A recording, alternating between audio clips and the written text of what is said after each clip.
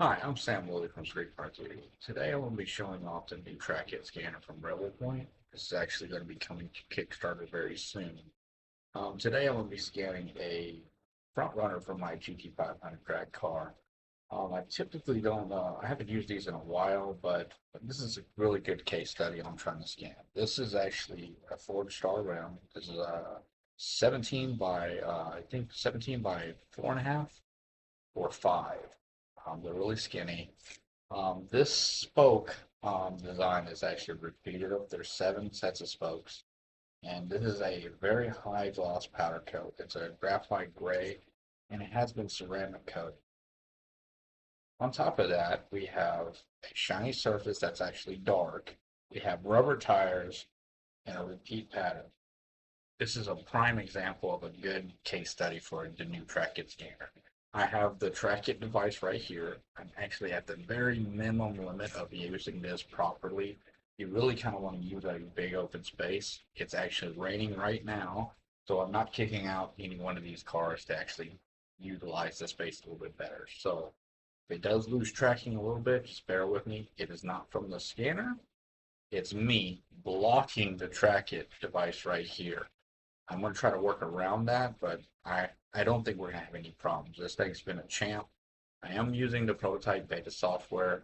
This is a prototype scanner, so keep that in mind. It's going to only improve from here. So what I did was I went ahead and did some general settings because I'm recording the screen. I'm also recording 2 camera feeds at the same time. I have a larger camera up here, and then I have a camera that from the laptop screen that's actually focusing on here. So I'm going to first, I have the scanner here. I'm going to use the point count of this as a 1.0. I typically leave this at default, but since we are trying to, I'm using up all the frame rate with the camera feeds, screen records. I'm going to use 1 millimeter. I am using black object.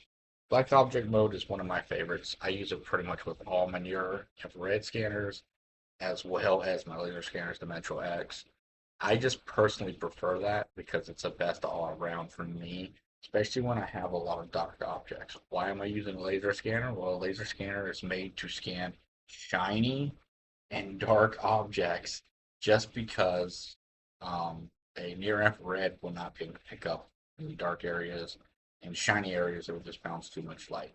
Now, on top of this, I have a glass Pyrex dish that I have the lid elevated. It's not really much use right now, but if I'm scanning smaller objects, when I take it off, um, I have a nice clean edge because even a laser scanner will not scan glass. It's transparent. It's going to shoot right through it. If there's some dust on it, it may pick up on it. Like this lip, it may scan a little bit of it, but just keep that in mind. Um, been scanning for several years now. This is one of the best handheld scanners that I've used to date. Again, this is a prototype model, so use that in the greatest scan, but there's enough for y'all not scanning, so let's go ahead and get to work. Hopefully my mic picks up good, but this is what I typically do.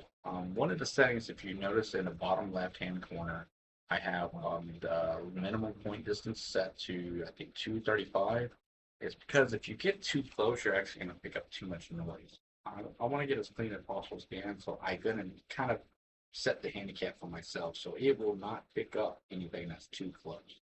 I have a 50-inch monitor I'm monitoring up here, as well as my laptop screen that I'm displaying right there. So I'll be looking between the two um, to make sure I'm scanning properly. So let's go ahead and get this done. All right, so as you can see, it has no problems picking up this bill. It's coming in nice and cleanly.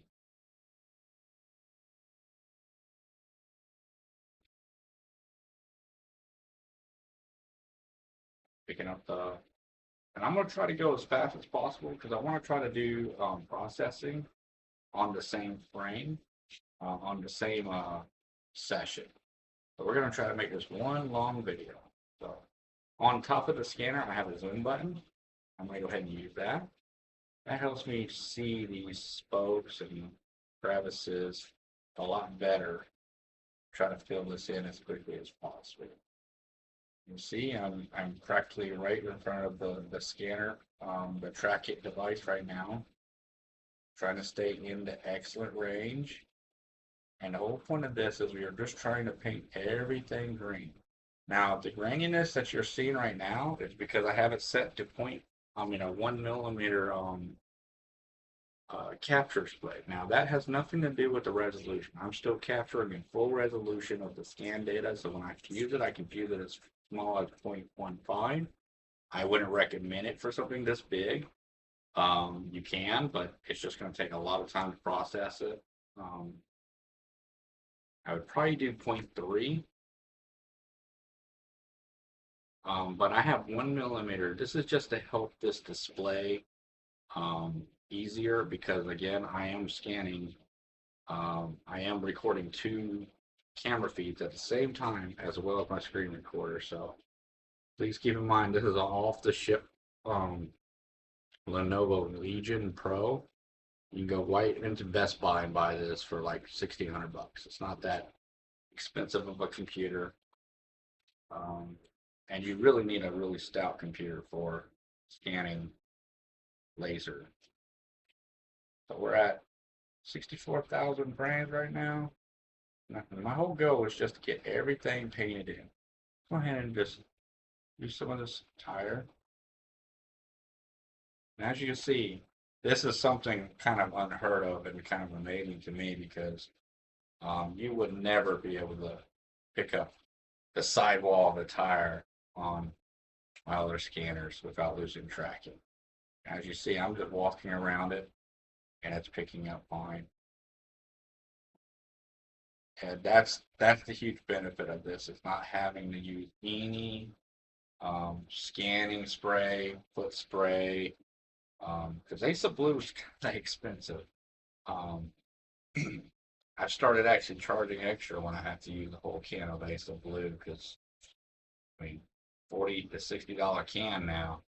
It adds up. But sometimes customers bring in items so I lost track right there, but again, I'm at the bleeding edge. I'm too close to that scanner. So what I'm going to do is I'm going to try to make sure that all these marker dots that are on the scanner can be seen and just walk it in. Still scanning fine. It cupped it a little bit. Again, it's mostly my hand that was blocking that.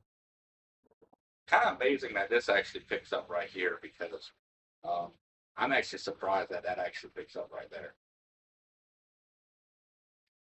Let's just go over here.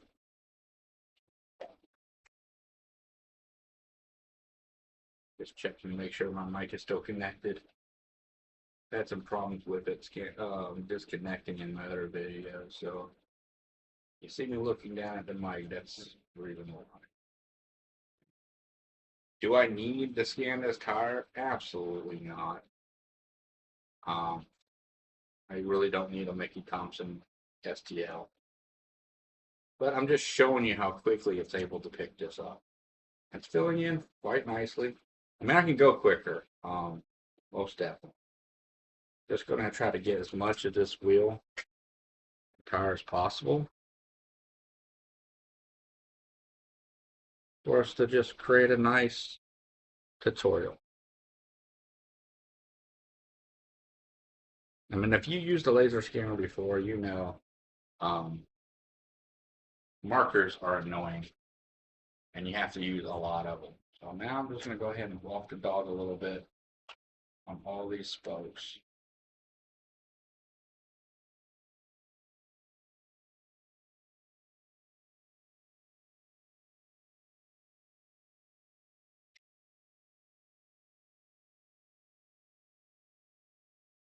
We're just trying to color it all green. Once it's all green and you have a solid mesh, you have enough point cloud data in that area.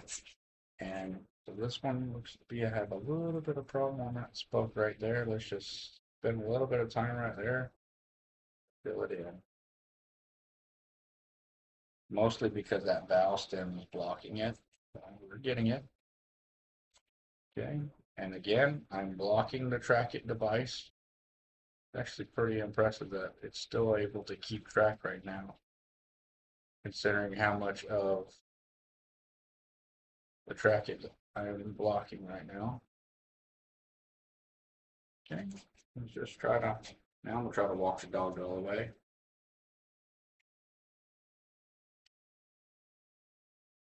Still in that same group of spokes right there. Because the bow stem. Remember these, even though I don't care what laser you're using, everything is still line of sight. So if the laser or your projection cannot see what you're trying to target, then you're not going to pick it up. Okay, I'm getting that section right there. Getting that section right there.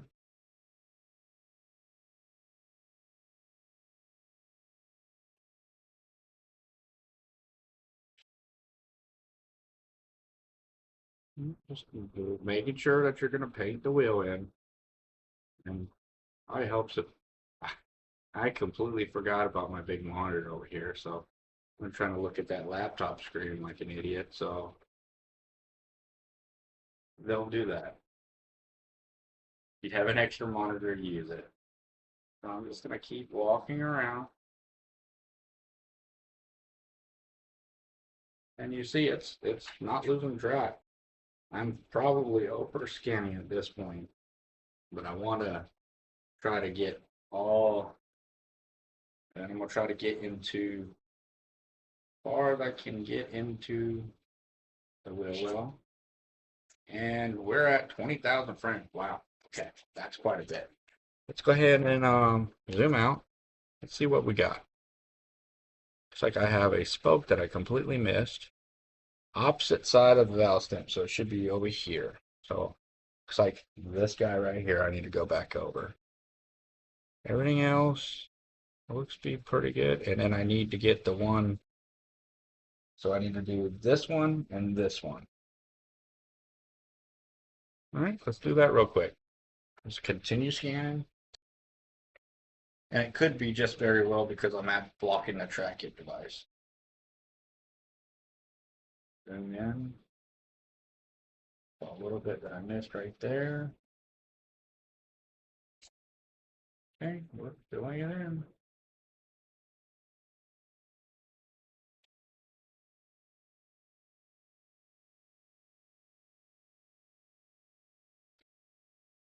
Yep, this still in missed over here.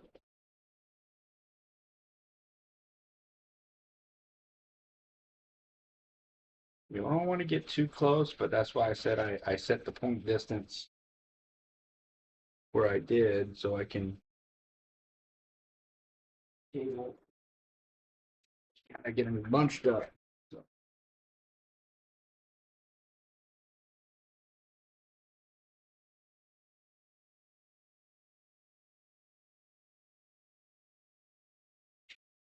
So I'm just going to walk the dog. I want to make sure that I actually got all the nooks and crannies. So I'm just going to keep walking around.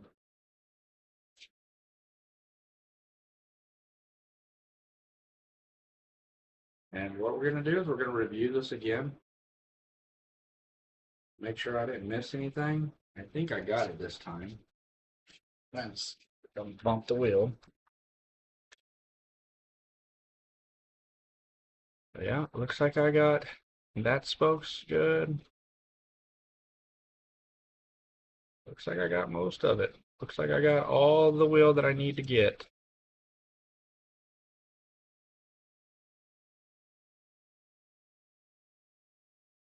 I mean, it's always good to check your work just to make sure that you got it all. But I think I got, I mean, I could get that backside right there, but I don't think that's really needed. But we can try while we're here. So I need to go this spoke, and that would be that guy right there, right in front of the weights. So it's that section right there. That's not a problem. Just go back over it.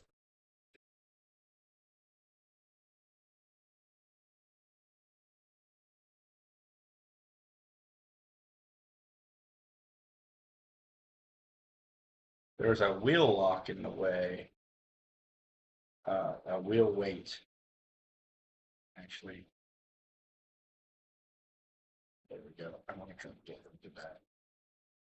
Actually, I don't think that's no way. I don't think that's actually a missed scan. I think that's actually a weight, wheel weight.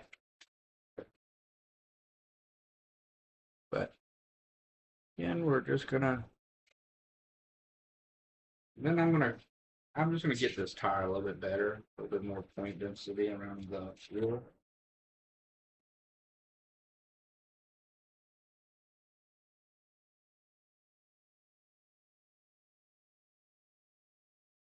Okay. Just make sure we get this nice and pretty for our scan.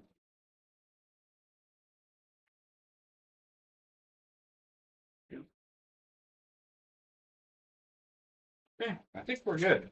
Okay, so zoom out. That looks pretty. I guess we could go back over this section, which is right here on this wheel. Okay, and I'm just showing you how quickly we can continue scanning and let the Trackit do the work for us. Now I'm a little close. It's not happy about it, but it is capturing those points.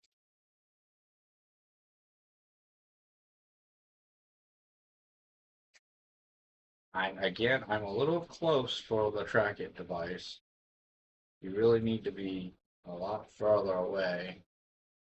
But all right, that's what all I'm gonna do right now. All right, so well, you finish filling in most of that tire. Of course, you want to flip it over and do the other side, but we're not going to do that right now. So I'm going to go ahead and hit complete.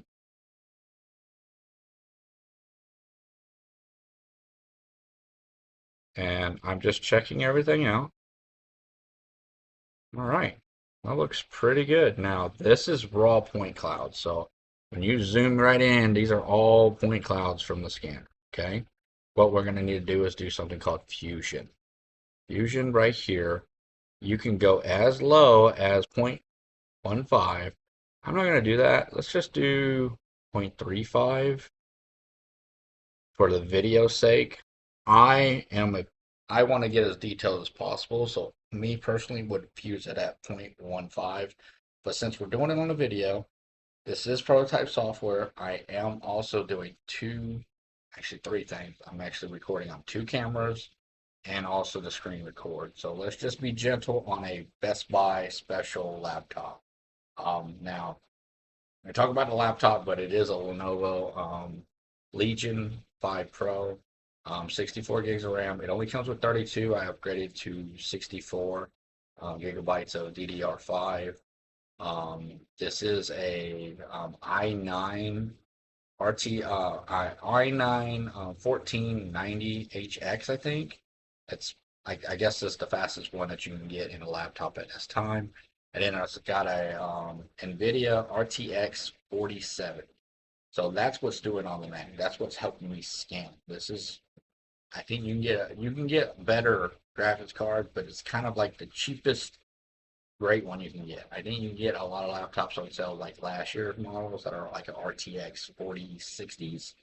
But 4070 is where it's at least. I know you can get 4080s at Best Buy, but get you a good laptop. You're going to be scanning with a laser. Um, late, Revopoint has GPU enabled for GPU acceleration enabled for scanning, so that's why we're actually improving the frames per second. They're actually doing like 60 frames up to 60 frames per second. I think I was watching probably 53 the whole time we were doing this, but we gathered 27,950 frames. Don't know how long that was. That was me also going back in. Now, this is me targeting these spokes, okay? If you're scanning a dog body or if you're scanning a fender, it's going to be a straight shot. You're just going to go after it and be done. So just keep that in mind when you're actually when you're actually using the scanner, every object has its disadvantages and up to scanning. You're going to have to target it a certain way. You're not going to be able to use the same exact method every time. But hopefully watching my video can help you on, improving your scan skills, making sure that you use the right modes, make sure that you set your minimum point distance. I'm really bad about getting too close versus too far. Too far, I don't, I'm not really bad at that. Because if you get too far, you're not going to capture very points. But a lot of times the projector saves you at that. It's because the projector is actually going to be it can only blast so far. And your infrared scanners and also laser, you're going to get out of range pretty quickly. You want to get somewhat close, but it's very easy to get way too close because you're watching a screen. You're not paying attention to what you're actually capturing, and that's where it kind of bites you in the butt. And you're introducing noise.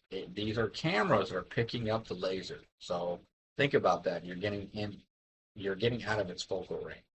So I tried to set it at like 235. The minimum is 210, but if you look at the excellent, good range, excellent's around 245. So I didn't go all the way out to 240, 245. But if I'm really gonna take my time with it, I would do that. But I was trying to do this for the video. I also was at 1 millimeter frame rate on point capture on the display. It has nothing to do with the resolution of the scanner. It is not changing how good it's picking up. So you can put it at 2 millimeters. All it is just you're going to be um, what you're seeing on the screen is going to be lower res, which helps scan better because you're not taxing your GPU. Your GPU is saying, I've got full power to go and try to scan this as quickly as possible. So if you have a GTX 3070 or 3060, I would probably bump your point cloud density up to like 1 millimeter and just scan with that. And then fuse low. You can fuse at 0.15, 0.1, whatever they'll set you at. You can get as low as possible. It's just a waiting game. It's got to process all these points. 27,000 frames. That's a lot. I think I scanned this earlier before this video. I think I only did it like 13,000 frames and it came out crispy. So I might have just got lazy while I'm on camera. I don't know. But either way, from what I can tell, it looks like we didn't get much noise. It looks like we may have some noise in this and on the tire, but we're not. I don't want an STL of a Mickey Thompson Sportsman tire. I don't want that. I don't need that. If you need that, then yeah, have a go at it. These are dirty. I mean, they don't have tire shine on them because they're drag tires, but they've got some UV exposure and they're starting to turn a little brown. So these ain't cheap. So I probably need to start using them again. They're heavy as crap because um, these are not bias pods. These are radios, and that front end of that car is heavy as crap. So it's got to be able to support that. So I had to get the thicker radios.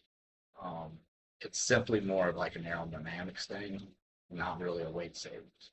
I do think I cut between the two 19s up front, which are like I think 10 inches wide. I think going down to the 5-inch rim, I do save like 40 pounds off the front of the car, but it's not like a bias tire. A bias body you can lift it up by yourself. It's more personally to some weight savings, and some weight transfer, but I really need to get back to racing. My slicks are over there dry rotting.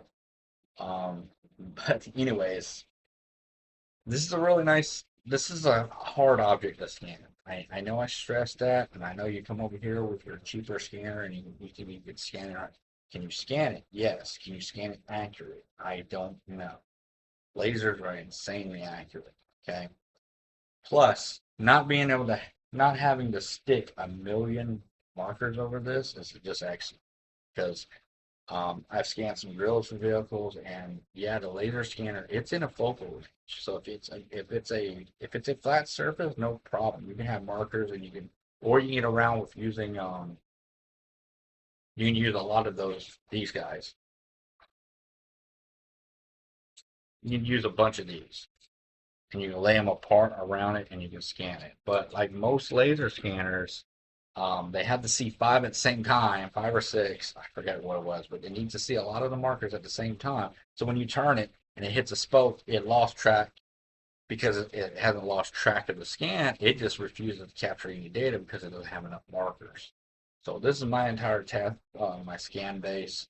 Um, I have turntables. I have this entire bench is covered with markers. This is what I normally use for my laser scanners and my near infrared, my Rocco, my Metro X. I usually scan everything on this base for whatever I'm working on for SkreetKar 3D. Um, but this does take up quite a bit of room, but I think I can make around with it. Looking at it, I think since it keeps finding its home right here, I'm thinking about mounting it to like a TV stand and like having it above me. Like how this camera is set up right here. There's a camera above that's kind of facing down. I could see me mounting that over there. I saw at one of their shows that that Revopoint booths had it mounted above and angled down. I think that's probably the perfect way of doing it. Maybe design like a quick mount, take it off, take it on, put it back on its tripod. But then I can just scan on this table and not have to worry about a single marker and just take my time in the right mode to scan shiny and black objects. Um, but that's the benefit of laser scanners and being able to do this without having to affect the customer parts. It's just amazing because even Asa Blue, it's expensive. I think the last can I bought was like after shipping, it was like $60. I refuse to use it unless I absolutely have to. Sometimes I get customer like throttle bodies. This is an LS throttle body. I don't care for it. I can chunk this trash. But sometimes they'll send me like a Whipple throttle body that's actually like $800. I am not going to damage electronics, so I'm actually going to just try to use Asa Blue on that. It's not worth the risk. Okay, so it completed. Yeah, I don't see much noise. So you see these floaters right here? The floaters are actually from the laser reflecting, okay? So those are not bad scans per se. People say that's noise. Yes, it's noise, but it's actually because this is a really shiny surface, and every time the laser projector is flashing back, it's making little point clouds. So we'll use a tool called isolation. So I'm going to use isolation, and I'm going to bump this down. I don't want it to actually pick up like the tire or something, so let's just let it do this. It should turn that entire tire and wheel almost red. It's because it's got little pointers everywhere because this is a shiny rim. Like I said, right there. So you do that. Okay. So look, it picked up a good bit of all the little floaters. Oh, I missed a spot. So I did miss one spot on the wheel, and that could easily be solved by going back over it. We could go back and scan this right now. Will I? No, not for this video. So let's go ahead and I think that's a flat plane, so we can just go back and hit that up. Okay, so what we're going to do now is overlap. Overlap, what that's going to do is anything, so if you saw me constantly going over certain sections, that's just going to pick that up. That's truly noise.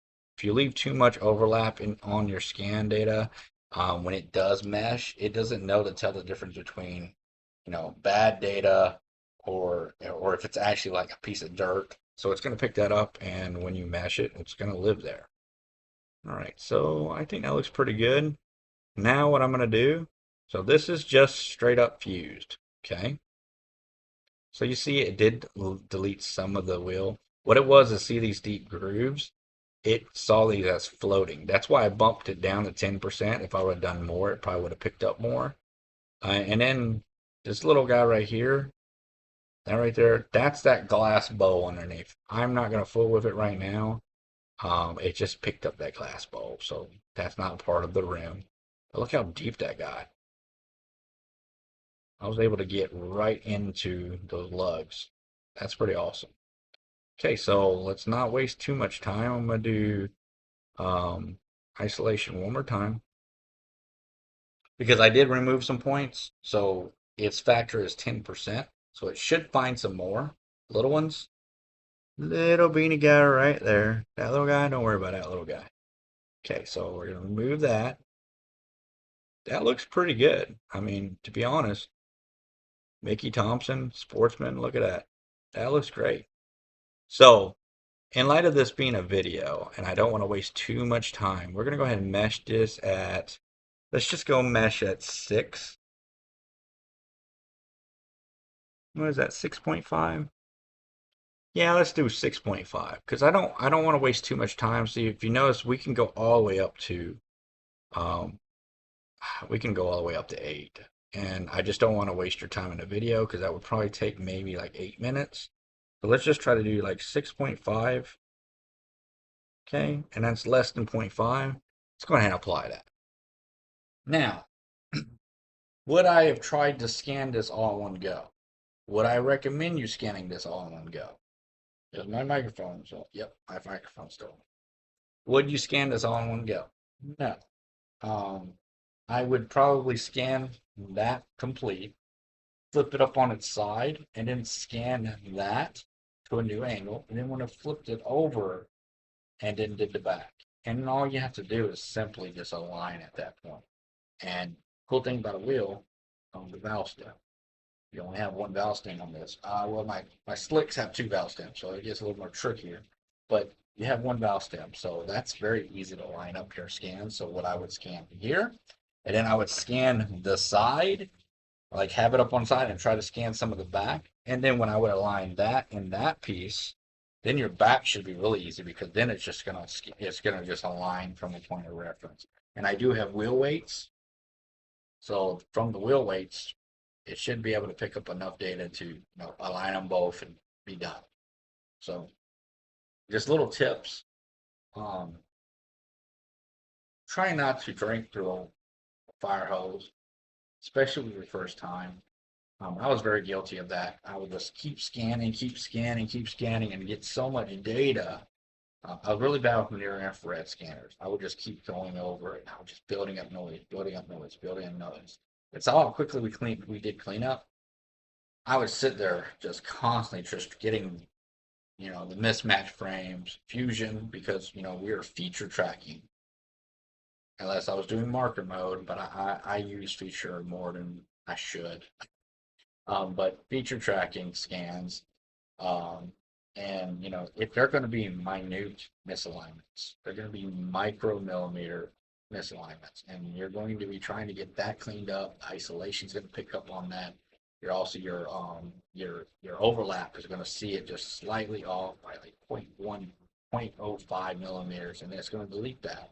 And you're just making more work for yourself. What I would do is I would just flip this over, saw how quick we got that. I promise you, if I wasn't talking like an idiot the whole time, I wasn't recording on 2 different screens and 2 different cameras, that I would have just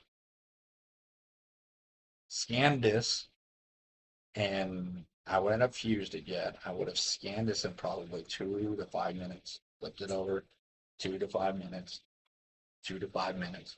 And then what you can do is you can come over here and do batch processing. So what you can do is go ahead and set them all at this whatever point distance you want. Since these are quite large, I would have probably stuck with like 0.2. I don't think I would have went 0.3, even though this looks pretty good. I would have probably just stuck with like a 0.2 millimeter fusion, and I would have kicked them off. I would have went and got me something to eat, grab me a beer, wait for that to process. 30 minutes to an hour later, come back. It's ready for me to do isolation, ready for me to do fusion. Isolation, and then also overlap. Clean all those up individually, and then go to merge and just try to merge. Now, if it doesn't want to merge right, and you have to do a manual alignment, but you're still finding areas that you didn't scan, as long as the piece hasn't been touched, come back and rescan it. Just keep going until you get all your sections, merge it. You're still going to do overlap after you merge it because it's going to be minute overlap because you're overlapping your images. And then mesh it as high as it'll go. Then you'll have the crispest image that you can get. So looking at this, that's pretty good. What you think? That's pretty crisp. Like I said, I missed this spot right here. I missed that guy. It filled in a little bit. And this is a used wheel. So keep that in mind. Oh, that is a floater. So hold on. Isolation. You can do, oh crap. I went in the wrong section. I'm in the fuse isolation. I don't want to do that. This is meshed. This is fused. This is raw. So this is your raw point clouds. This is raw data. This is fused. And this is meshed. Okay. I need to come over here. This isolation. Let it do its thing. It's going to find some floaters.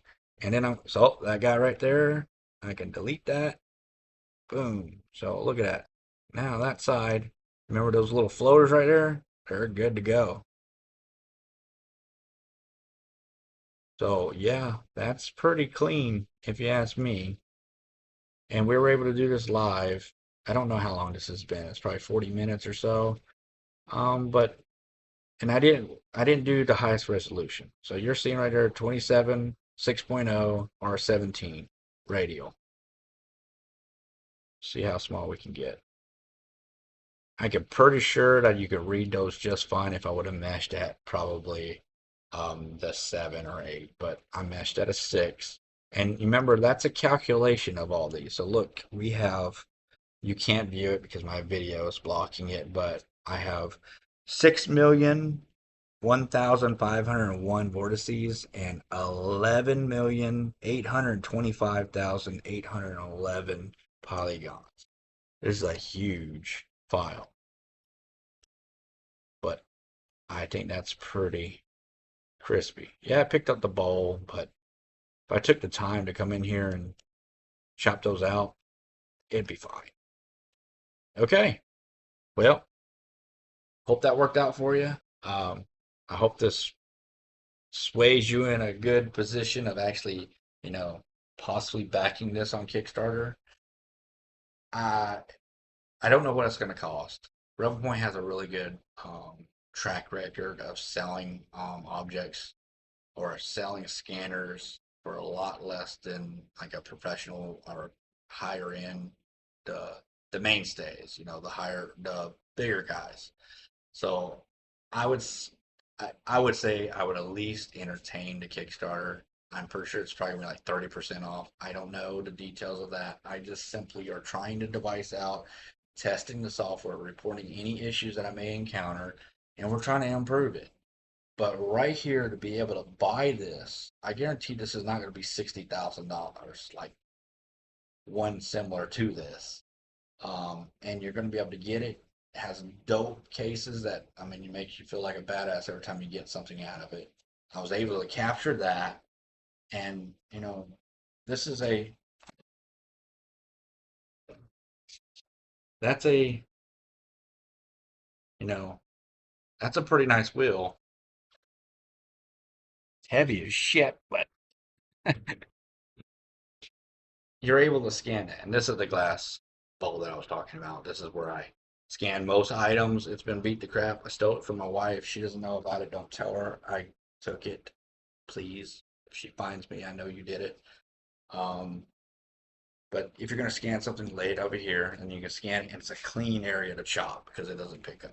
But, anyways, like I said, I think that's a pretty sweet image. Or that's a pretty sweet scan.